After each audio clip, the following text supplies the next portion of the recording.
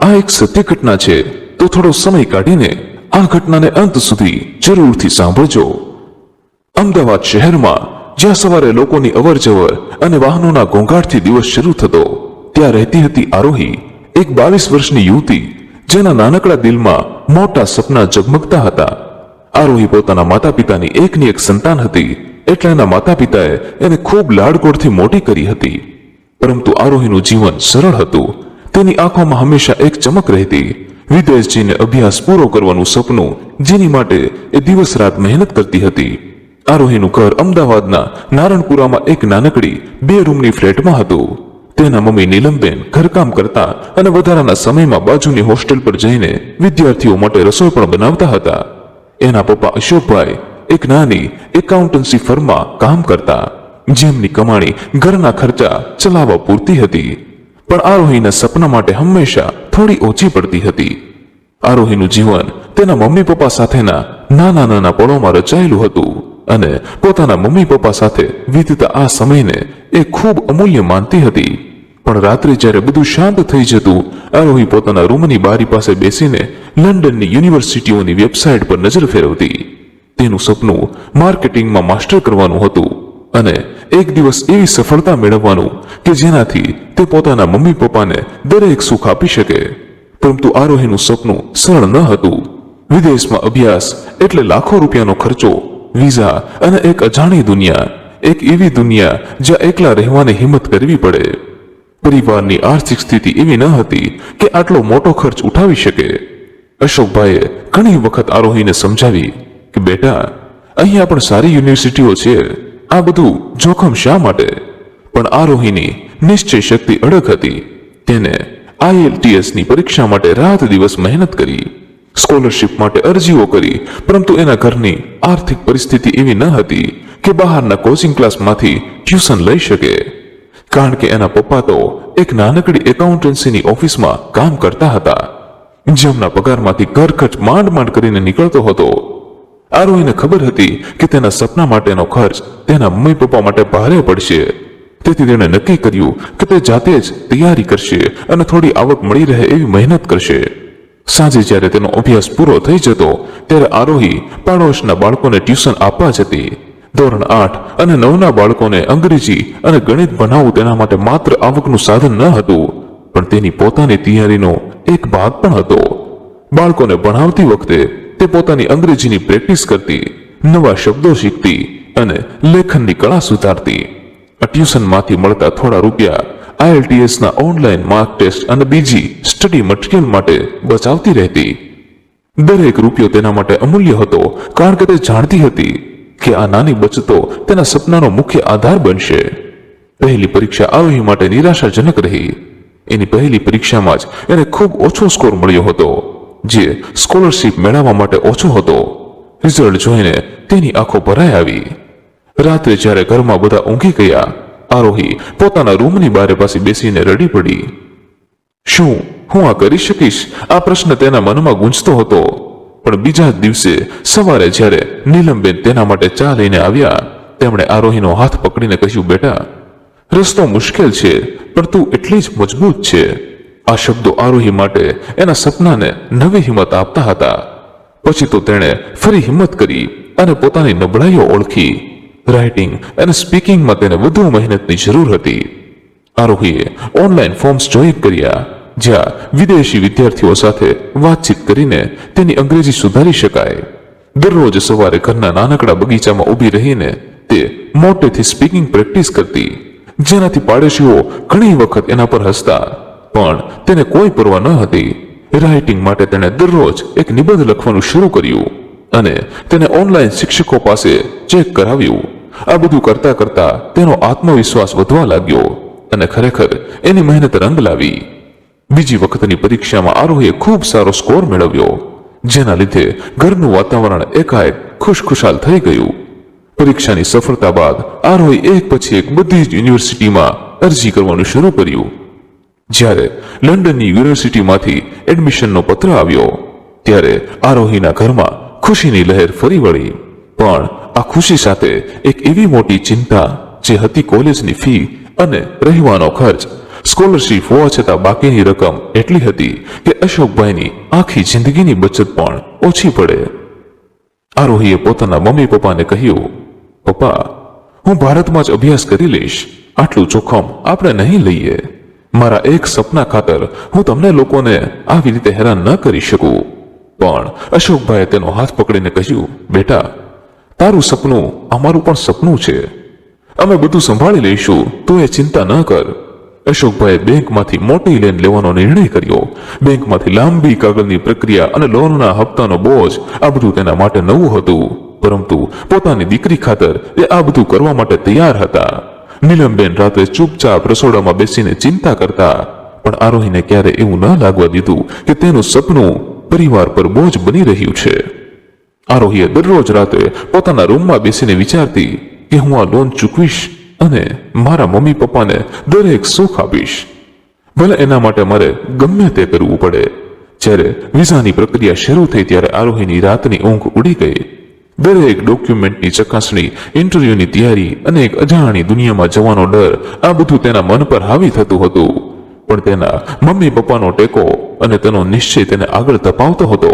અને આખરે એ દિવસ પણ આવી ગયો જ્યારે પોતાના સપનાને પૂરું કરવા માટે એક પગલું આગળ વધી રહી હતી. એ દિવસે આરોહીના હૃદયમાં એક અજીબ ઉથલપાથલ મચી રહી હતી. જાણે સમય એક જ ઝાટકે ઘરના આંગણાથી અમદાવાદ એરપોર્ટ સુધી દોડી આવ્યો હોય એવું એને લાગી રહ્યું હતું. બપોરનો તડકો બહાર ચમકતો હતો, પણ એના મનમાં તો યાદોનું અંધારું વાદળ છવાયેલું હતું. કારણ કે આજે પોતાના વતન અને પોતાના મમ્મી પપ્પાને છોડીને એના અભ્યાસ માટે વિદેશ જઈ રહી હતી. ગાડીમાં બેસીને એરપોર્ટ સુધીની સફર દરમિયાન આરોહીએ નજર નીચી રાખી હતી.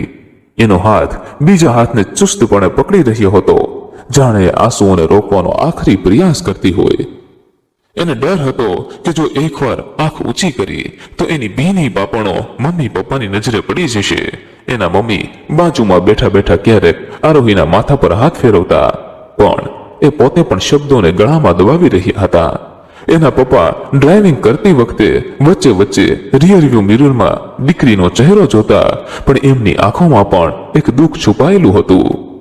ત્રણેય જણ જાણે એકબીજાના દિલની વાત સમજતા હતા, પણ કોઈ બોલવાની હિંમત નહોતું કરતું. એરપોર્ટ તરફ જતી કારની બારી પાસે બેઠેલી આરોહીની નજર બહારના દ્રશ્યો પર નહોતી, પણ એ એના ભૂતકાળની ઝાંખી યાદોમાં ખોવાયેલી હતી. ઘણી વાર તો એનું મન પોતાના મમ્મી પપ્પાને મન ભરીને જોઈ લેવા માટે કહેતું હતું, પરંતુ અંદરથી પોતે ડરતી હતી કે જો એણે એક વાર પણ પોતાના મમ્મી પપ્પા સામે જોયું તો એ પોતાને રોકે નહીં શકે. અને સામે આરોહીના મમ્મી પપ્પા પણ અતિ ભાવુક થઈને ગાડીમાં બેઠા હતા, કારણ કે એમની ગાડીમાં બાજુની સીટ પર બેસતી એક નાનકડી એવી છોકરી આજે એટલી મોટી થઈ ગઈ હતી કે પોતાના મમ્મી પપ્પાને છોડીને વિદેશ જઈ રહી હતી. આરોહીના પપ્પાની નજર સામે એની દીકરીનું બાળપણ તરી આવતું હતું, જે એને વધારે ભાવુક કરતું હતું. અને એના મમ્મી તો એક જ વારમાં એની દીકરીને જોઈ લેવા માંગતા હોય એવી રીતે સતત એની સામે જોયા કરતા હતા, પરંતુ એમણે પણ પોતાના આંસુઓને રોકીને રાખ્યા હતા. આરોહી મનમાં ને મનમાં વિચારતી હતી કે એરપોર્ટ સુધીનો સફર ક્યારે પૂરો જ ન થાય, જેના લીધે એને એના મમ્મી પપ્પાને છોડીને ન જવું પડે. પરંતુ આખરે એ સમય આવી જ ગયો જ્યારે આ પરિવાર અમદાવાદ એરપોર્ટ સુધી પહોંચી ગયો. આરોહીના પપ્પાએ એનો બધો જ સામાન ગાડીમાંથી બહાર કાઢ્યો અને આ ત્રણેય જણા એરપોર્ટની અંદર જવા માટે નીકળ્યા. અમદાવાદ એરપોર્ટનું વાતાવરણ એક અજીબ મિશ્રણ હતું, ક્યાંક ઉત્સાહ ઉભરો તો ક્યાંક વિદાયનું દર્દ. આરોહી, એના મમ્મી અને પપ્પા જ્યારે એરપોર્ટના પ્રવેશ દ્વારે પહોંચ્યા તેની ભીડ અને ધમાલ એના હૃદયની બેચેનીને વધુ ગુંજનારી બનાવી રહી હતી. એરપોર્ટની ચમકતી ફ્લોર, મોટા મોટા બોર્ડ્સ અને લોકોની આવજા એક આધુનિક દુનિયાનો અહેસાસ કરાવતા હતા. પણ આરોહીના મનમાં તો એના વતનની માટીની સુગંધ અને ઘરની યાદોનો ગજગજાટ ચાલતો હતો. આસપાસ નજર ફેરવતા આરોહીએ જોયું કે એરપોર્ટ એક ભાવનાઓનું સમંદર હતું. એક ખૂણે એક યુવાન દીકરી એના વૃદ્ધ માતા પિતાને ગળે લગાવીને રડી રહી હતી. એના પિતાની આંખોમાં આંસુની ધાર વહેતી હતી, પણ એ ચહેરા પર હળવું હાસ્ય લાવી દીકરીને હિંમત આપવાનો પ્રયાસ કરતા હતા. બીજી બાજુ એક નાનો બાળક પોતાના ભાઈને ગળે લગાવી રહ્યો હતો, જાણે એની નાની બાહોમાં આખું વિશ્વ સમાવવા માંગતો હોય. દૂર એક પરિવાર હળવે હળવે હસતો હતો, પણ એમની આંખોમાં વિદાયની વેદના સ્પષ્ટ રીતે દેખાતી હતી. આ બધું જોતા આરોહીને લાગ્યું કે એ અહીં એકલી નથી. આ દરેક વિદાયની ઘડીમાં એક સમાન દર્દ અને પ્રેમનો દોર ગૂંથાયેલો હતો. આરોહીના મમ્મી પપ્પા બાજુમાં ઊભા હતા, પણ એમની ચૂપ્પી એક ભારે વજન જેવી લાગતી હતી. એના મમ્મીના હાથમાં આરોહીનું નાનું બેગ હતું, જે ચુસ્તપણે પકડી રહ્યા હતા, જાણે બેગ નહીં પણ એમની દીકરીનો હાથ હોય. એમની આંખો એની લાડકી દીકરી પર ટકી હતી, પણ એમાં એક ગજબનું મિશ્રણ હતું, ગર્વ, પ્રેમ અને એક અકથ્ય ડર. આરુ બેટા, તું બરાબર રહેજે, તારું ધ્યાન રાખજે ને, ફોન કરતી રહેજે. એના મમ્મીએ ધીમા અવાજે કહ્યું, પણ એ શબ્દોમાં એક ભીનાશ હતી જે આરોહીના હૃદયને વીંધી ગઈ. એના પપ્પા, જે હંમેશા શાંત અને મજબૂત રહેતા, આજે થોડા અલગ દેખાતા હતા.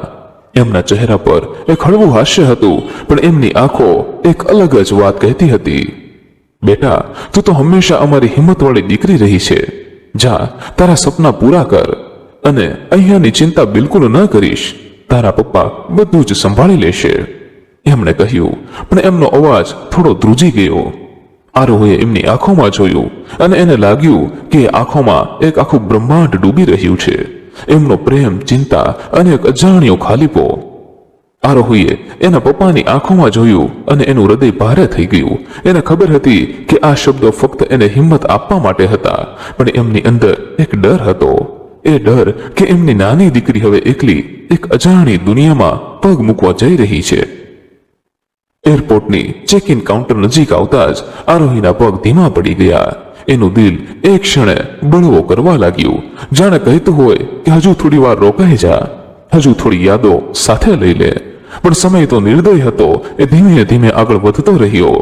ચેક ઇનની પ્રક્રિયા દરમિયાન એના મમ્મી એની બાજુમાં ઊભા હતા. એમના હાથ આરોહીના ખંભે હળવે ટેકેલા, જાણે એ હાથ એની હિંમત બની રહ્યો હોય. કંઈ ખાઈ લે બેટા, લાંબી ફ્લાઇટ છે, એના મમ્મીએ ધીમેથી કહ્યું, પણ એ શબ્દોમાં એક માતાની ચિંતા અને પ્રેમ ઝળકતો હતો. આરોહી એ ફક્ત માથું હલાવ્યું, કારણ કે એના ગળામાં શબ્દો અટવાઈ ગયા હતા. અંતે વિદાયની ઘડી આવી. આરોહીએ પોતાના બેગ ઉપાડ્યા અને મમ્મી પપ્પા તરફ વળી. એક ક્ષણ માટે એમની આંખો મળી. એને પોતાના મમ્મીને ગળે લગાવ્યા અને એમાં એને બાળપણની ગરમાહટ, ઘરની સુગંધ અને અનકહી લાગણીઓનો અહેસાસ થયો. મમ્મી, તમે ચિંતા ના કરતા, હું બરોબર પહોંચી જઈશ, એણે ધીમેથી કહ્યું. પરંતુ એના આંસુઓ હવે બહાર નીકળવાની તૈયારીમાં હતા. અને એ જ સમયે એના પપ્પાએ એને ગળે લગાવી અને એમના મજબૂત હાથોમાં આરોહીને એક અજાણ્યો ભરોસો મળ્યો. જા બેટા, દુનિયાને બતાવ કે અમારી દીકરી શું છે, એમણે કહ્યું. પણ એમનો અવાજ ભીનો થઈ ગયો હતો. આરોહીએ છેલ્લે એકવાર પાછળ ફરીને એના મમ્મી પપ્પાને જોયા. એમના ચહેરા પર ગર્વ હતું, પણ આંખોમાં એક ખાલીપો હતો. એણે હાથ હલાવીને એમને વિદાય આપી અને ગેટ તરફ આગળ વધી. એનું હૃદય ભારે હતું, પણ એના પગ નવા સપનાઓ તરફ ચાલી રહ્યા હતા. એ જાણતી હતી કે આ વિદાય ફક્ત શરૂઆત છે, એક નવા પ્રવાસની, જેમાં એ પોતાના વતનનો પ્રેમ અને મમ્મી પપ્પાના આશીર્વાદ હંમેશા સાથે લઈને જાય છે. જ્યારે આરોહી વિમાનની બારી પાસેની સીટ પર બેઠી, ત્યારે એનું હૃદય એક અજાણ્યા ભોરમાં ગૂંચવાયેલું હતું. બોર્ડિંગ ગેટ પર મમ્મી પપ્પાએ આપેલી છેલ્લી મુલાકાતની ગરમાહટ એના શરીરમાં રેલાતી હતી અને એમની ભીની આંખોની ઝલક એની નજર સામે તરવરતી હતી. વિમાનના એન્જિનનો ઘોંઘાટ શરૂ થયો અને જેમ જેમ રનવે પર વિમાન આગળ વધ્યું, આરોહીના દિલની ધડકનો પણ જાણે એક નવો તાલ શરૂ થયો હોય. બારીમાંથી બહાર જોતા અમદાવાદનું આકાશ ધીમે ધીમે ચાકુ થઈ રહ્યું હતું. એ શહેર જ્યાં એનું બાળપણ રમ્યું હતું, જ્યાં દરેક ગલીમાં એની યાદોના પડઘા પડતા હતા, હવે નાનું થતું જતું હતું. આરોહીની આંખોમાં આંસુનું એક નાનું તળાવ બની ગયું હતું, જેને રોકવાની કોશિશ કરી રહી હતી. વિમાન હવામાં ઊંચે ગયું અને બહારનું દૃશ્ય હવે વાદળોની ચાદરમાં ઢંકાઈ ગયું. આરોહીના મનમાં એક ખાલીપો ફેલાયો, કારણ કે આ પહેલીવાર હતું કે એ પોતાના વતનથી આટલે દૂર જઈ રહી હતી. પોતાની આ પહેલી સફરના કલાકો ધીમે ધીમે પસાર થઈ રહ્યા હતા અને એ જ સમય દરમિયાન આરોહીની નજર પોતાની આગળની સીટમાં બેસેલ એક મા દીકરી પર પડી. એ માતા પોતાની દીકરીને એના હાથ વડે ખવડાવી રહી હતી. આ જોઈને આરોહીને તરત જ પોતાના મમ્મીની યાદ આવવા લાગી. કારણ કે એના મમ્મી પણ આવી જ રીતે આરોહીને માથા પર હાથ મૂકીને હંમેશા જમાડતા હતા અને હવે એ હાથ ક્યારે પાછો જોવા મળશે એ યાદ કરીને જ આરોહી ખૂબ ભાવુક થતી હતી. પોતાના સપના પૂરા કરવા માટે એ આજે આટલો મોટો કદમ લઈ રહી હતી, જેના લીધે એ ઘણી દુઃખી થતી હતી, પણ પોતાના પરિવાર માટે એ કંઈક સારું કરવા જઈ રહી છે એ વિચારીને જ એ પોતાના મનને મનાવી રહી હતી. પરંતુ એણે ક્યારેય સપનામાં પણ વિચાર્યું ન હતું કે પોતાના પરિવારની જિંદગી સુધારવા માટે એ જે કરવા જઈ રહી છે એમાં એને ખૂબ જ મોટી નુકસાની થવાની છે અને એનું આ સપનું એની જિંદગીનો એક ખૂબ મોટો સબક બનીને રહી જશે, જેને એનો આખો પરિવાર ક્યારેય પણ ભૂલી નહીં શકે. વિમાન જ્યારે લંડનની ધરતી પર ઉતર્યું ત્યારે આરોહીના હૃદયમાં એક નવો ઉદ્રેક જન્મ્યો. બહારનું ઠંડુ હવામાન, અજાણ્યા ચહેરાઓ અને નવું આકાશ, બધું જ એના માટે અજાણ્યું હતું. એરપોર્ટની બહાર નીકળતા આરોહીની આંખો ચારે બાજુ ફરતી હતી. લોકોની ભીડ, ઝડપથી ચાલતા પગ અને અંગ્રેજીનો ગૂંજતો અવાજ આ બધું એને થોડું ડરાવી રહ્યું હતું. એના હાથમાં રહેલી બેગ અને ખંભે લટકેલું પર્સ એના એકમાત્ર સાથી હતા. એનું દિલ ધડકી રહ્યું હતું, હું અહીં એકલી કેવી રીતે રહીશ? જો કોઈ ખોટું થઈ ગયું તો? આ વિચારો વચ્ચે એની નજર એક બોર્ડ પર પડી, જેના પર લખ્યું હતું, Aarohi welcome to London. Board પકડેલી એક યુવતી આરોહી તરફ હસતા હસતા આગળ વધી. હાય આરોહી, હું અનન્યા, તારા પપ્પાના બોસની દીકરી. ડેડે તારો ફોટો મોકલ્યો હતો એટલે તને ઓળખી ગઈ. અનન્યાનો અવાજ ઉત્સાહથી ભરેલો હતો અને એનું હાસ્ય એટલું ચેપી હતું કે આરોહીના ચહેરા પર પણ હળવું સ્મિત આવી ગયું. અનન્યાને જોતા આરોહીને થોડી રાહત થઈ. એ અનન્યાને ઓળખતી ન હતી, પણ એના પિતા અશોકભાઈએ ઘણી વખત કહ્યું હતું કે એમના સાહેબ એક ભલા અને દયાળુ માણસ, એમની દીકરીને તેઓ આરોહી વિશે ભલામણ કરી દેશે, જેથી બીજા દેશમાં આરોહીને એકલું એકલું ના લાગે. અનન્યાને પહેલી નજરે જોતા જ એક એવી યુવતી લાગતી હતી જે આ શહેરની ચમક દમકનો એક ભાગ હતી. એના વાળ ફેશનથી રંગેલા, ચહેરા પર નિખાર લાવતું મેકઅપ અને ડિઝાઇનર કપડાં, એક મોડેલની જેમ દેખાતી હતી. એની ચાલમાં આત્મવિશ્વાસ હતો અને એની વાતોમાં લંડનની જીવનશૈલીનો અનુભવ ઝળકતો હતો. અને બીજી તરફ આરોહી, જે એક સાદા સલવાર કુર્તીમાં વાળની ચોટલી બાંધીને આવી હતી, પોતાને અનન્યાની સામે થોડી સામાન્ય માનતી હતી, પણ અનન્યાની હુંફાળી વાતોએ આરોહીના મનનો ડર થોડો હળવો કર્યો. ચાલ આરોહી, પહેલા મારા ઘરે જઈએ. તું થોડા દિવસ મારી સાથે રહેજે, પછી આપણે તારા કોલેજની હોસ્ટેલની વ્યવસ્થા કરીશું, અનન્યાએ કહ્યું અને આરોહીની બેગ લઈને એની ચમચમતી કાર તરફ ચાલવા લાગી. આરોહી ચૂપચાપ એની પાછળ ચાલી. એને આશ્ચર્ય થતું હતું કે અનન્યા, જે એને ઓળખતી પણ નથી, આટલી નિખાલસતાથી એની મદદ કેમ કરી રહી છે. પણ પછી એને યાદ આવ્યું કે એના પપ્પાએ ઘણી વખત કહ્યું હતું કે એમના સાહેબનો પરિવાર ખૂબ જ ઉદાર અને મદદગાર છે. અનન્યાના પિતા એક સફળ બિઝનેસમેન હતા. એમને પૈસાની કોઈ કમી ન હતી અને એમનું ઘર લંડનના એક સારા વિસ્તારમાં હતું. અનન્યાના ઘરે પહોંચતા આરોહીની આંખો આશ્ચર્યથી ફરી વળી. એક આલિશાન બંગલો હતો. ચમકતું ફર્નિચર, મોટી મોટી બારીઓ અને દિવાલો પર લટકતી આધુનિક પેઇન્ટિંગ્સ, આ બધું આરોહીના અમદાવાદના નાના પણ હુંફાળા ઘરથી એકદમ અલગ હતું. અનન્યાએ આરોહીને એક આરામદાયક ગેસ્ટ રૂમમાં લઈ જઈને કહ્યું, આ તારો રૂમ આરોહી, આરામથી રહેજે અને જો કંઈ જોઈએ તો મને કહેજે. આરોહીએ શરમાતા શરમાતા થેન્ક યુ કહ્યું, પણ એના મનમાં હજુ પણ ડર હતો.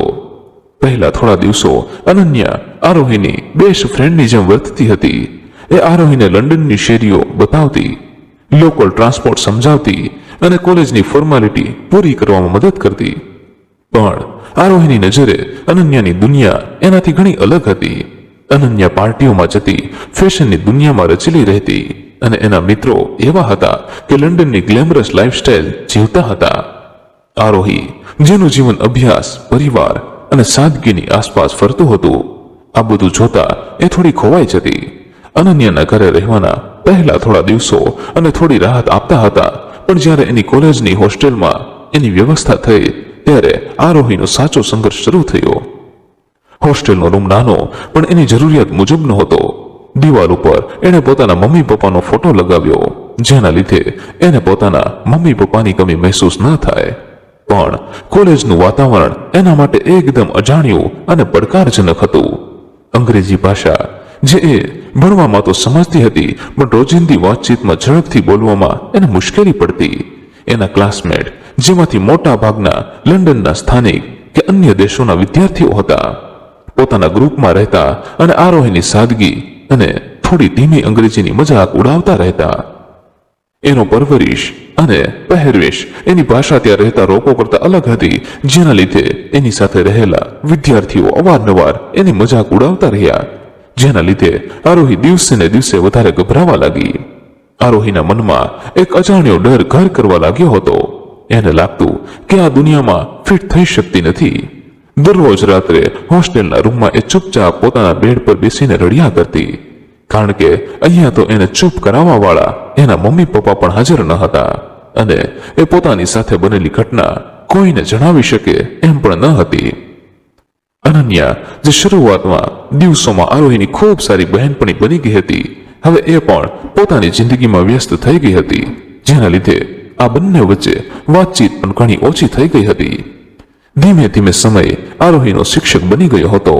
એણે લંડનની રહેણી કરણી, લોકોની ઝડપી જીવનશૈલી અને અંગ્રેજી બોલવાની રીતો શીખવા માંડી. એ કોલેજની લાઇબ્રેરીમાં વધુ સમય વિતાવતી, જ્યાં એને શાંતિ મળતી અને એનું ધ્યાન ફક્ત અભ્યાસ પર રહેતું.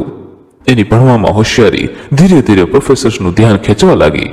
એમાં જ એક દિવસ એના એક પ્રોજેક્ટને પ્રોફેસરે ક્લાસમાં ઉદાહરણ તરીકે રજૂ કર્યો અને આરોહીના ચહેરા પર પહેલીવાર ગર્વનું સ્મિત ખીલ્યું.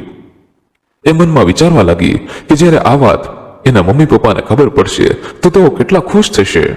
સમય આવી જ રીતે વીતતો ગયો અને એમાં જ એક દિવસ આરોહી પોતાની કોલેજ પતાવીને એની હોસ્ટેલ પર પાછી જઈ રહી હતી અને ધોધમાર વરસાદ પણ પડી રહ્યો હતો.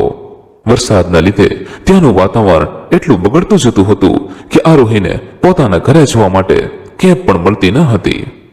આરોહીએ કેબ બુક કરવાનો ઘણો પ્રયત્ન કર્યો, પરંતુ શહેરની વ્યસ્ત ટ્રાફિક અને વરસાદના કારણે એક પણ કેબ ઉપલબ્ધ ન હતી. થાકીને અને નિરાશ થઈને એણે રસ્તાની બાજુમાં ઊભા રહીને પસાર થતી ગાડીઓને હાથ બતાવીને લિફ્ટ માંગવાનું શરૂ કર્યું. એની આંખોમાં એક આશા હતી, પરંતુ એક પછી એક ગાડીઓ એની બાજુમાંથી ઝડપથી પસાર થઈ રહી હતી. કોઈએ ગાડી રોકી નહીં અને કેટલીક ગાડીઓએ તો એની નજીકથી પસાર થતા પાણીના છાંટા એના પર ઉડાડ્યા. આરોહીનો ધીરજનો દોર હવે તૂટવાની તૈયારીમાં હતો. જેમ જેમ સમય વીતતો ગયો, વરસાદ વધુ તીવ્ર બનતો ગયો, ત્યાં જ અચાનક એક ચળકતી સફેદ ગાડી એની નજીક આવીને ધીમે ધીમે ઊભી રહી. ગાડીની બારી ધીમેથી નીચે ઉતરી અને અંદર બેઠેલા એક યુવાને આરોહી તરફ જોયું. આરોહીએ ઝડપથી આગળ વધીને થોડી શરમ અને થોડી નિરાશા સાથે કહ્યું, પ્લીઝ મને થોડી આગળ સુધી ડ્રોપ કરી દો. મારી પાસે ગાડી નથી અને આ વરસાદમાં કઈ વાહન પણ મળતું નથી. ગાડીમાં બેઠેલો યુવાન, જેનો ચહેરો સાદો પણ આકર્ષક હતો, એક હળવું સ્મિત આપીને બોલ્યો, અરે ચાલો બેસો, આવા વરસાદમાં કોઈને રસ્તા પર ન છોડાય. એનો અવાજ ગુજરાતી ઉચ્ચારણથી ભરેલો હતો, જેનાથી આરોહીને થોડી રાહત થઈ, પરંતુ એક અજાણ્યા માણસની ગાડીમાં બેસવાનો વિચાર એના મનમાં શંકા પણ ઊભી કરી રહ્યો હતો. એણે એક ક્ષણ માટે યુવાનનો ચહેરો નિહાળ્યો. એની આંખોમાં એક પ્રામાણિકતા દેખાતી હતી, પરંતુ આરોહીનું મન હજી પણ થોડું ડગમગી રહ્યું હતું. વરસાદની તીવ્રતા અને એની પાસે બીજા કોઈ વિકલ્પ ન હોવાને કારણે આરોહીએ હિંમત ભેગી કરી અને ગાડીનો દરવાજો ખોલીને પાછળની સીટ પર બેસી ગઈ. ગાડીની અંદરનું વાતાવરણ ગરમ અને આરામદાયક હતું, જે બહારના ઠંડા અને ભીના વાતાવરણથી એકદમ વિપરીત હતું. આરોહીએ એનું ભીનું બેગ નીચે મૂક્યું અને એક ઊંડો શ્વાસ લઈને પોતાની જાતને શાંત કરવાનો પ્રયત્ન કર્યો. ગાડી ધીમે ધીમે આગળ વધવા લાગી.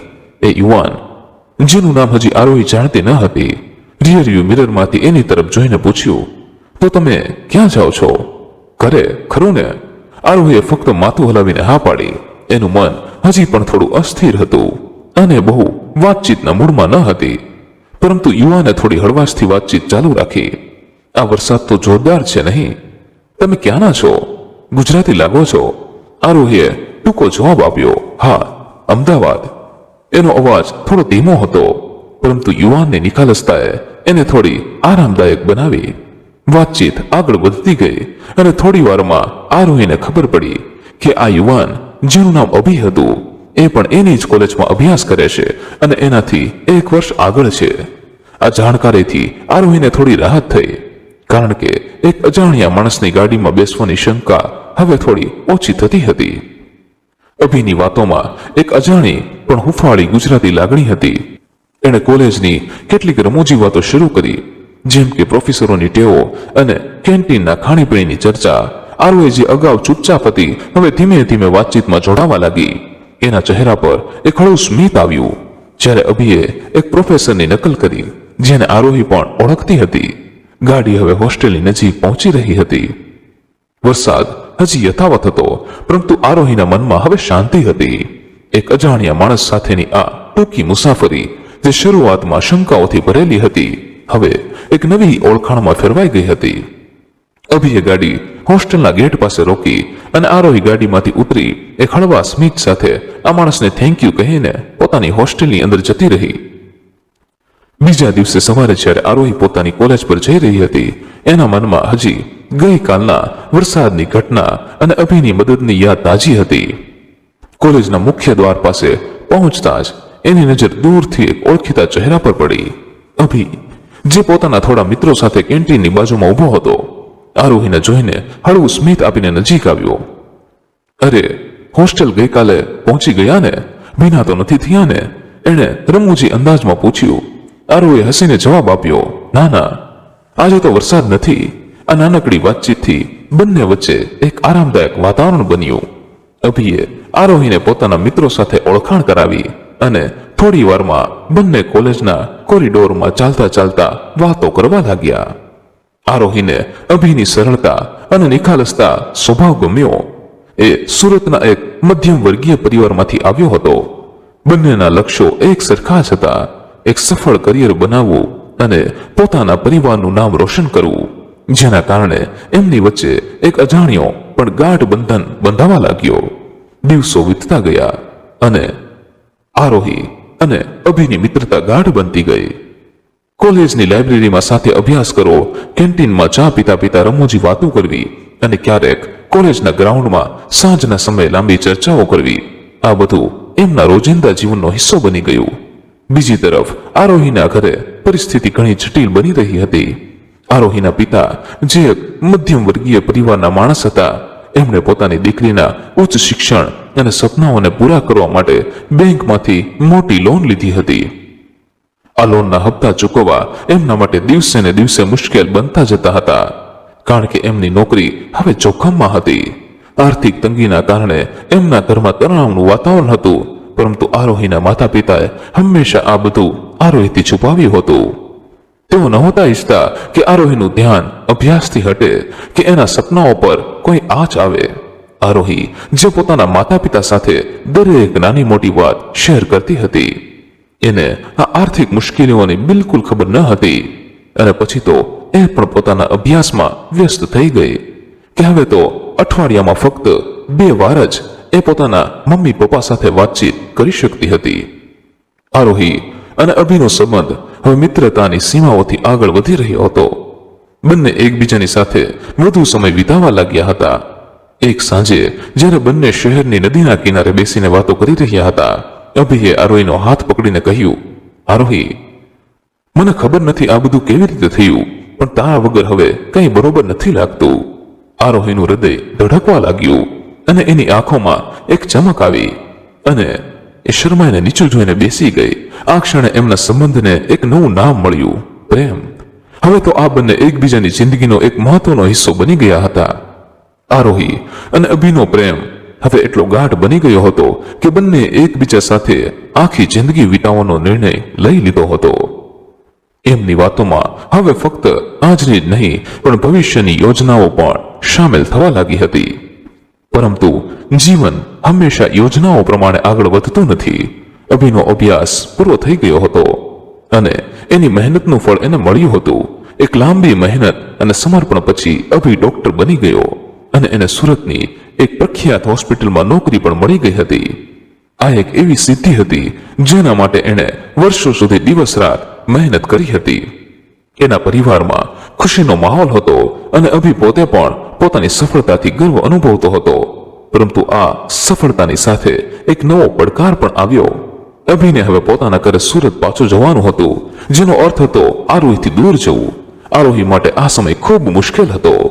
અભિની હાજરીએ એના જીવનમાં એક નવો રંગ ભર્યો હતો અને હવે એની ગેરહાજરીનો વિચાર એને અંદરથી ખાલી કરી રહ્યો હતો. કોલેજના કોરિડોર જે બંને સાથે ચાલતા ચાલતા હસતા હતા, હવે આરોહીને ખાલી લાગવા લાગ્યા. કેન્ટીનની ટેબલ જ્યાં બંને ચા પીતા પીતા લાંબી વાતો કરતા, હવે એના માટે એક યાદગાર ખૂણો બની ગયું. એ રાત્રે હોસ્ટેલના રૂમમાં એકલી બેસીને અભી સાથેની વાતો યાદ કરતી અને એની આંખો ભીની થઈ જતી. અભિને આરોહીની આ લાગણીઓનો અંદાજો હતો. એક સાંજે જ્યારે બંને કોલેજના ગ્રાઉન્ડમાં ફરી રહ્યા હતા, અભિએ આરોહીનો હાથ પકડીને ગંભીર અવાજમાં કહ્યું, આરોહી, હું જાણું છું કે તું હવે એકલી થઈ જઈશ, પણ મને વિશ્વાસ છે કે આ દૂરી આપણને અલગ નહીં કરી શકે. દુનિયાની કોઈ પણ તાકાત આપણને નહીં છૂટા પાડે. એની આંખોમાં એક નિશ્ચય હતો જે આરોહીના મનના ડરને હળવો કરી રહ્યો હતો. અભિના વચન અને એની નિખાલસતાએ આરોહીને નવી હિંમત આપી. એણે નક્કી કર્યું કે એ હવે પોતાના અભ્યાસ પર પૂરેપૂરું ધ્યાન આપશે. એ જાણતી હતી કે એના માતા પિતાએ એના શિક્ષણ માટે ઘણું બલિદાન આપ્યું છે અને હવે એની જવાબદારી હતી કે એમની આશાઓ પર ખરી ઉતરે. એણે પોતાની જાતને કહ્યું, જો અભિએ પોતાનું સપનું પૂરું કર્યું તો હું પણ કરી શકીશ અને એક દિવસ અમે બંને સાથે હોઈશું, એકબીજાના સપનાઓને પૂરા કરતા. અભી સુરત ગયો અને આરોહીએ પોતાનો અભ્યાસ ચાલુ રાખ્યો. બંને દરરોજ ફોન પર વાતો કરતા, એકબીજાને પોતાના દિવસની નાની મોટી વાતો શેર કરતા. અભી હોસ્પિટલની વ્યસ્ત દિનચર્યામાં સમય કાઢીને આરોહીને મેસેજ કરતો અને આરોહી પણ પોતાના લેક્ચર્સ અને એસાઇનમેન્ટ્સની વચ્ચે અભી સાથેની વાતોમાં ખુશી શોધતી. સમયનો પ્રવાહ આવી જ રીતે વહેતો રહ્યો અને આરોહીની અથાગ મહેનત આખરે રંગ લાવી. એ દિવસ આવી ગયો જેનું આરોહીએ વર્ષોથી સપનું જોયું હતું.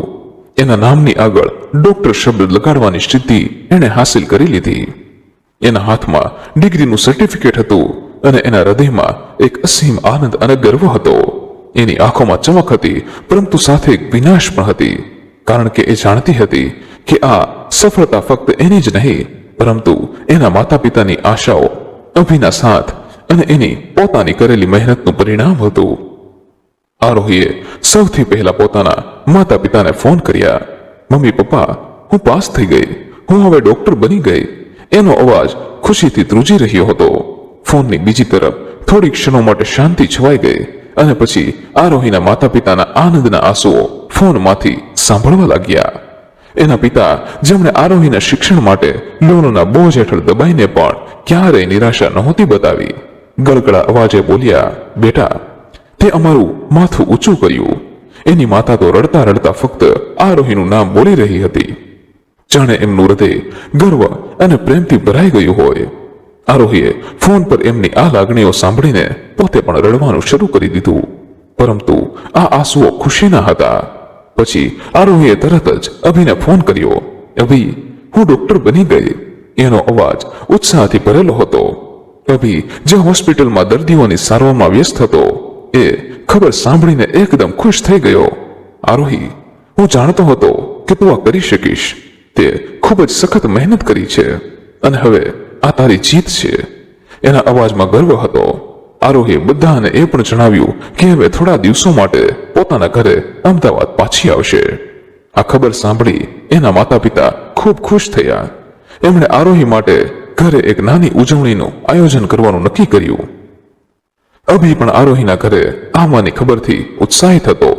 એણે વિચાર્યું કે આ એક સારી તક હશે જ્યારે આરોહીના પરિવારને મળી શકે અને એમના સંબંધ વિશે ખુલ્લી વાત કરી શકે. એણે આરોહીને કહ્યું, હું પણ તારા ઘરે આવીશ. આપણે ખુશી સાથે મળીને ઉજવશું અને તારા મમ્મી પપ્પા સાથે વાત કરીશું આપણા ભવિષ્ય માટે. આરોહીનું હૃદય ખુશી અને ઉત્સાહથી ધબકી રહ્યું હતું.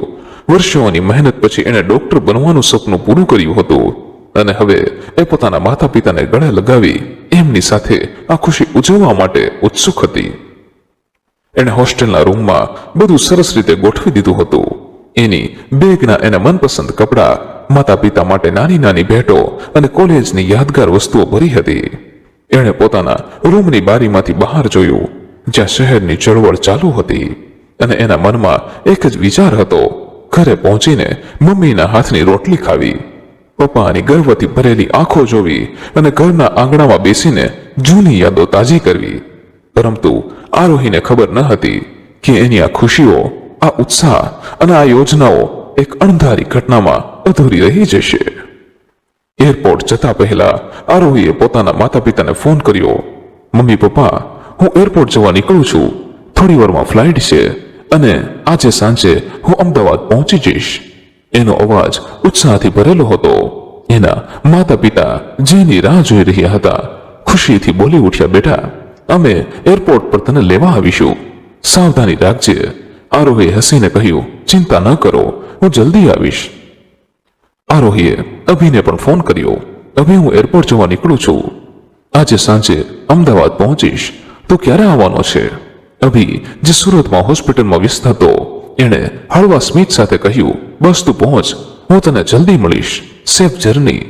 આરોહીને ખબર ન હતી કે અભી એને સરપ્રાઈઝ આપવા માટે પહેલેથી જ અમદાવાદ પહોંચી ગયો હતો અને એરપોર્ટ પર એની રાહ જોવા માટે તૈયાર હતો.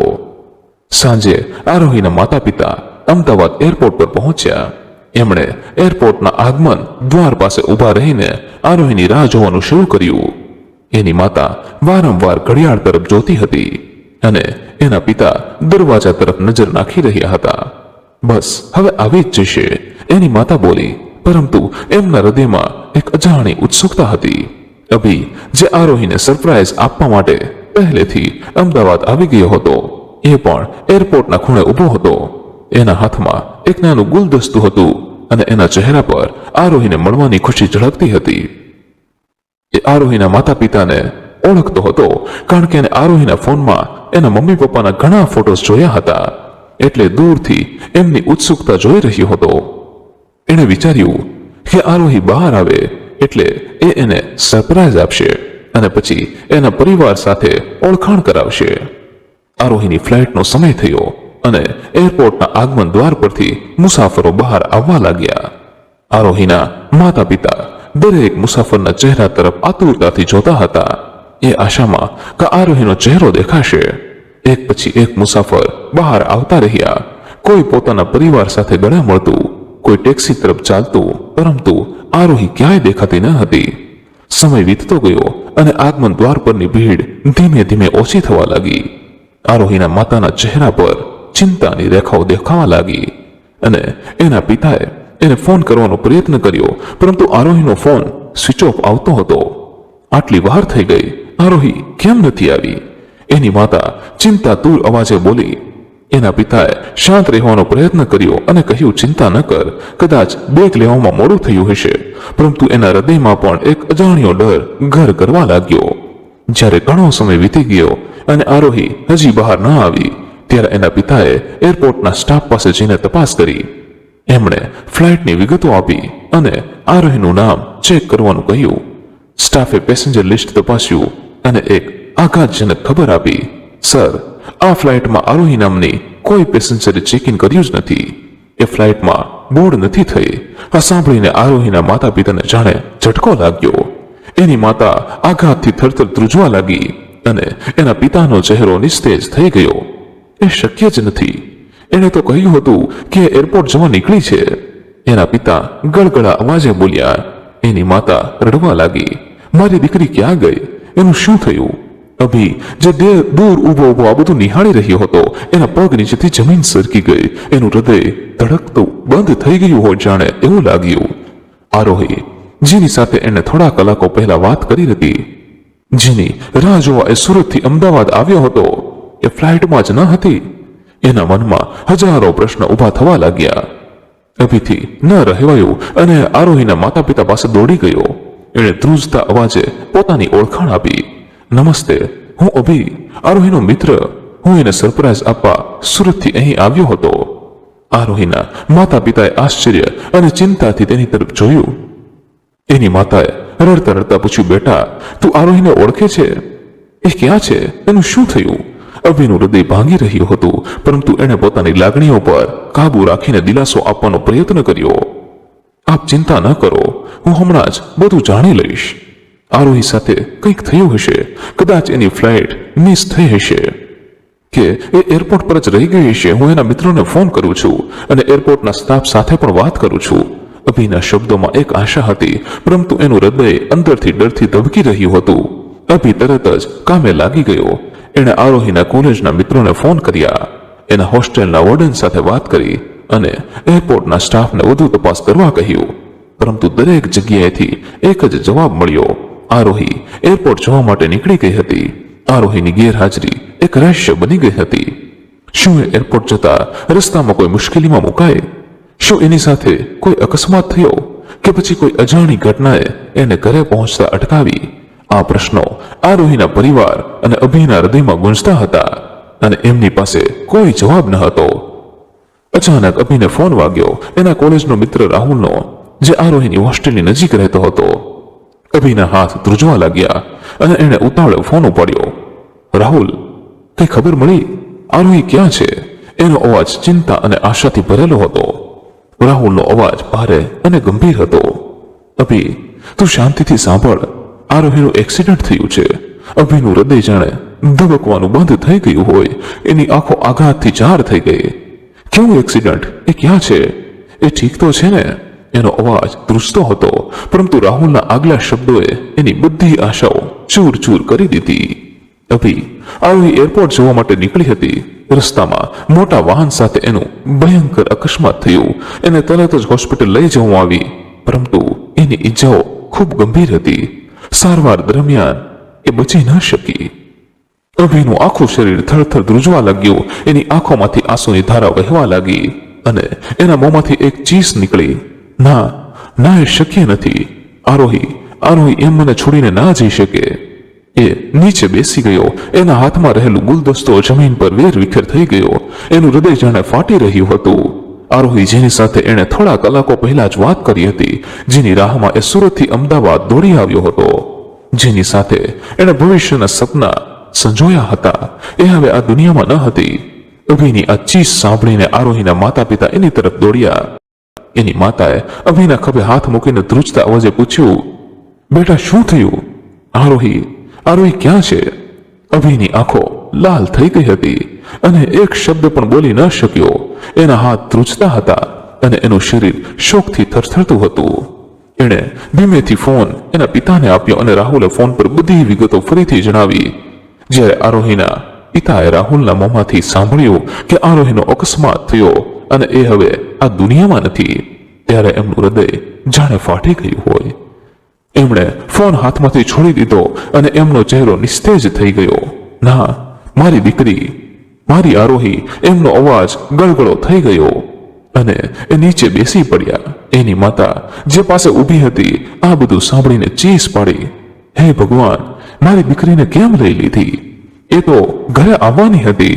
એની આંખોમાંથી આંસુની ધારા વહેવા લાગી અને એ રડતા રડતા નીચે ઢળી પડ્યા.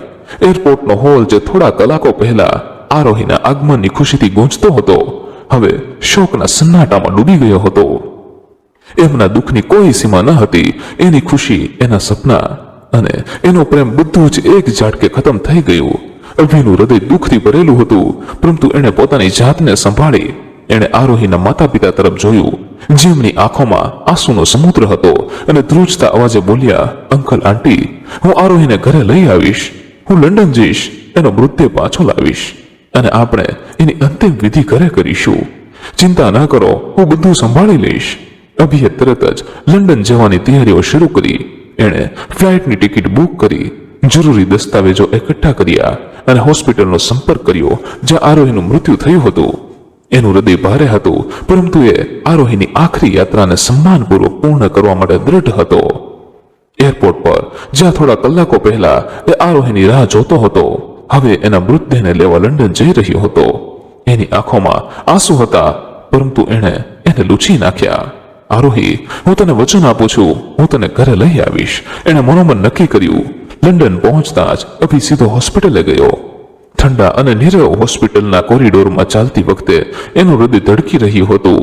એણે આરોહીના મૃતદેહને લેવા માટેની ઔપચારિકતાઓ શરૂ કરી, પરંતુ ત્યાંના ડોક્ટરોએ એને એક આઘાતજનક સમાચાર આપ્યા. અમને ખૂબ દુઃખ છે, પરંતુ આરોહીનો મૃતદેહ ખૂબ ખરાબ સ્થિતિમાં છે. અકસ્માત ખૂબ ગંભીર હતો અને એની ઈજાઓ એટલી ગંભીર હતી કે મૃતદેહને ભારત લઈ જવો સુરક્ષિત નથી. આરોગ્ય અને કાનૂની નિયમોને ધ્યાનમાં રાખીને અમે તમને એને અહીં જ અંતિમ વિધિ કરવાની સલાહ આપીએ છીએ. અભિનું હૃદય આ સાંભળીને ફાટી ગયું. એણે આરોહીના માતા પિતાને વચન આપ્યું હતું કે એની દીકરીને ઘરે લઈ આવશે, પરંતુ હવે વચન પૂરી કરી શકતો ન હતો. હૃદયમાં એક શૂન્ય અવકાશ હતો જે ક્યારે ભરાઈ શકે તેમ ન હતો. લંડનથી પાછા ફરતી વખતે અભી એક નાના કળશમાં આરોહીની રાખ લઈને આવ્યો. એના ચહેરા પર એક ગહન ઉદાસી છવાયેલી હતી. એણે આરોહીના માતા પિતાને રાખ સોંપી અને એમની સાથે બેસીને શોક વ્યક્ત કર્યો, પરંતુ એનું હૃદય હજી પણ ખાલી હતું. એણે આરોહીને ગુમાવી હતી અને એની સાથે એના જીવનનો હેતુ પણ ગુમાવી દીધો હતો. એ રાત્રે જ્યારે એ એકલો બેઠો હતો, એણે મનોમન નિર્ણય લીધો, આરોહી, તું મારા જીવનનો એકમાત્ર પ્રેમ હતી. હું ક્યારે કોઈ બીજી સ્ત્રીને મારા જીવનમાં આવવા નહીં દઉં. તું હંમેશા મારા હૃદયમાં જીવંત રહીશ. એણે પોતાનો ફોન હાથમાં લીધો અને આરોહી સાથેની જૂની તસવીરો જોવા લાગ્યો. એક તસવીરમાં આરોહી હસતી હતી, એની આંખોમાં સપના ઝળકતા હતા. બીજી તસવીરમાં એ બંને એક કાફેમાં બેઠા હતા, જ્યાં આરોહીએ એના હાથ પર હૃદયનું ચિત્ર દોર્યું હતું. એ યાદોમાં ખોવાયેલો હતો જ્યારે એની નજર એના ફોનમાં એક અનરીડ ટેક્સ્ટ મેસેજ પડી. એ મેસેજ ઘણા દિવસો પહેલા આવ્યો હતો, પરંતુ એની ઉતાવળ અને આઘાતમાં અભિનું ધ્યાન એના પર ગયું નહોતું. એણે ધ્રુજતા અવાજે મેસેજ ખોલ્યો અને એમાં જે લખેલું હતું તે વાંચીને એનું હૃદય ફાટી ગયું. મેસેજમાં લખ્યું હતું, અભી, હું હવે નહીં બચી શકું. તારું ધ્યાન રાખજે. હું તને ખૂબ પ્રેમ કરું છું. મેં મારા પપ્પાને પણ ફોન કરવાની કોશિશ કરી, પરંતુ એમનો ફોન બંધ આવે છે. મેં હોસ્પિટલની નર્સ દ્વારા આ મેસેજ તારા સુધી પહોંચાડ્યો છે. મારી ગેરહાજરીમાં મારા મમ્મી પપ્પાનું ધ્યાન રાખજે. આરોહીના આ શબ્દોએ અભિના હૃદયને ચીરી નાખ્યું. એણે વિચાર્યું, આરોહીએ એના અંતિમ ક્ષણોમાં પણ એના પરિવારની ચિંતા કરી હતી. એના પ્રેમની નિષ્ઠા, એની નિર્મળ ભાવના અને એની કાળજી અભિના હૃદયમાં ઊંડે ઉતરી ગઈ. એણે ફોનને ગળે લગાવ્યો, જાણે આરોહીને જ ગળે લગાવી રહ્યો હોય. આરોહી, હું તારું વચન પૂરું કરીશ. હું તારા મમ્મી પપ્પાનું ધ્યાન રાખીશ અને તારા સપનાઓને જીવંત રાખીશ. એણે રડતા રડતા કહ્યું. એ રાતે અભી ઊંઘી શક્યો નહીં. એ આરોહીની યાદોમાં ખોવાયેલો રહ્યો અને એના આખરી સંદેશે એને એક નવો હેતુ આપ્યો. એણે નક્કી કર્યું કે આરોહીના માતા પિતાને પોતાના માતા પિતા જેવું જ સન્માન આપશે અને એમની દરેક જરૂરિયાતનું ધ્યાન રાખશે. એણે આરોહીના સપનાને પૂર્ણ કરવા માટે એક ચેરિટી હોસ્પિટલ શરૂ કરવાનું વિચાર્યું, જેનું નામ આરોહી મેમોરિયલ હોસ્પિટલ રાખવાનું નક્કી કર્યું, જ્યાં ગરીબોની મફત સારવાર થશે, જે આરોહીનું સૌથી મોટું સપનું હતું. આરોહીના અવસાન પછી અભિનું જીવન એક શૂન્ય અવકાશમાં ફેરવાઈ ગયું હતું, પરંતુ આરોહીના આખરી સંદેશ, મારી ગેરહાજરીમાં મારા મમ્મી પપ્પાનું ધ્યાન રાખજે, એ એના જીવનને એક નવો હેતુ આપ્યો. અભિએ આરોહીના પ્રેમની પ્રામાણિકતા દરેક પગલે સાબિત કરી. એણે આરોહીના માતા પિતાને પોતાના માતા પિતા સમાન ગણ્યા અને એમની દરેક જરૂરિયાતોનું ધ્યાન રાખવાનું શરૂ કર્યું. એ દર અઠવાડિયે એમના ઘરે જતો, એમની સાથે સમય વિતાવતો અને એમના ચહેરા પર હળવું સ્મિત લાવવાનો પ્રયત્ન કરતો. અભિએ આરોહીના શિક્ષણ માટે લેવાયેલી લોનની જવાબદારી પણ પોતાના ખંભે લઈ લીધી. આરોહીના માતા પિતાએ એના ડોક્ટર બનવાના સપના માટે ઘણું ઋણ લીધું હતું અને આરોહીના અવસાન પછી એ ઋણ એમના માટે ભારે બોજ બની ગયું હતું. અભિએ પોતાની નોકરીમાંથી બચત કરી વધારાના કલાકો કામ કર્યું અને ધીમે ધીમે એ લોનની ચૂકવણી કરી. અભિએ પોતાનું જીવન આરોહીની યાદો સાથે સમર્પિત કરી દીધું. એના ઘરની એક દિવાલ પર આરોહીની તસવીર હતી, જેની સામે દરરોજ સવારે એ થોડીવાર ઊભો રહેતો. આરોહી, તું જ્યાં હોય ત્યાં ખુશ રહે. હું તારા વચનો પૂરા કરીશ. એ ધીમેથી બબડતો. એના ફોનમાં આરોહીનો આખરી સંદેશ હજુ પણ સાચવેલો હતો અને ઘણીવાર એને વાંચીને એના પ્રેમની ઊંડાઈને અનુભવતો. આરોહીની યાદો એના માટે એક પ્રેરણા હતી, જે એને જીવનના દરેક પડકારનો સામનો કરવાની શક્તિ આપતી હતી. આવી જ રીતે અભિએ પોતાની જિંદગી આરોહીની યાદોમાં સમર્પિત કરી દીધી હતી અને આરોહીના માતા પિતા પણ જીવનભર આ દુઃખ સાથે જીવતા રહ્યા કે કદાચ એમણે પોતાની દીકરીને એટલી દૂર એમનાથી દૂર ન મોકલી હોત તો આજે એ એમની પાસે હોત. વહાલા મિત્રો, આ ઘટના પરથી આપણને એટલું તો જરૂરથી શીખવા મળ્યું કે આજના ઝડપી અને ભૌતિકવાદી યુગમાં જે સંબંધો ઘણીવાર સુવિધા અને લાભ પર આધારિત હોય છે, અભી જેવા લોકો દુર્લભ છે. એણે ન માત્ર આરોહીના પ્રેમને આખી જિંદગી સમર્પિત કરી, પરંતુ એના પરિવારની ચિંતાને પણ પોતાની ફરજ સમજી. એનો નિર્ણય કે એ આરોહી સિવાય કોઈ બીજી સ્ત્રી સાથે લગ્ન નહીં કરે, એના પ્રેમની શુદ્ધતા અને દૃઢતાનું પ્રતીક છે. આવી નિષ્ઠા આપણને શીખવે છે કે સાચો સંબંધ એ જ છે જે આખરે શ્વાસ સુધી નિભાવવામાં આવે છે. અભિની વાર્તા દરેક યુવાન માટે એક પ્રેરણા છે કે જે પ્રેમ એ માત્ર લાગણી નથી, પરંતુ એક જવાબદારી અને સમર્પણ છે, જે જીવનના દરેક પડકારમાં સાથ આપે છે. અને માતા પિતાએ સંતાનોના શિક્ષણ કે કારકિર્દીના નિર્ણયો લેતી વખતે એ બાબતનું ધ્યાન રાખવું જોઈએ કે એમના બાળકો એમની નજરથી એટલા દૂર ન જાય કે કોઈ અણધારી ઘટના બનવા પર એમની પાસે પહોંચવું અશક્ય બની જાય. આ ઘટના આપણને શીખવે છે કે માતા પિતાએ સંતાનોના સપનાને ટેકો આપવો જોઈએ, પરંતુ આ ટેકો આર્થિક સ્થિતિ અને વ્યવહારિક ધ્યાનને ધ્યાનમાં રાખીને હોવો જોઈએ. જો આરોહીના માતા પિતાએ એમની આર્થિક મર્યાદાઓને સ્વીકારીને આરોહીને ભારતમાં જ શિક્ષણ આગળ વધારવાની સલાહ આપી હોત, તો કદાચ આ દુર્ઘટના ટળી શકી હોત.